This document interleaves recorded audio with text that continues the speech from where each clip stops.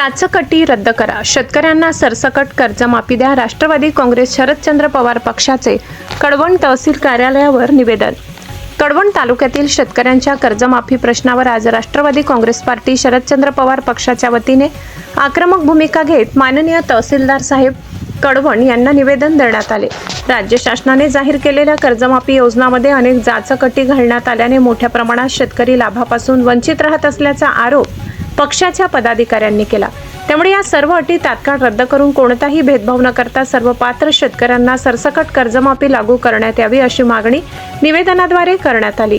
यावेळी शेतकऱ्यांच्या विविध समस्या, वाढता उत्पादन खर्च, नैसर्गिक संकटे आणि आर्थिक अडचणी यांचा उल्लेख करत शासनाने शेतकऱ्यांना तातडीने दिलासा देण्याची गरज असल्याचे पदाधिकाऱ्यांनी सांगितले. निवेदन देताना पक्षाचे तालुक्यातील सर्व प्रमुख पदाधिकारी, कार्यकर्ते आणि शेतकरी मोठ्या संख्येने उपस्थित होते. शासनाने शेतकऱ्यांच्या भावनांचा आदर करून त्वरित सकारात्मक निर्णय घ्यावा, अन्यथा तीव्र आंदोलन छेडण्याचा इशाराही यावेळी देण्यात आला. वृत्त संकलन विभाग, कळवण.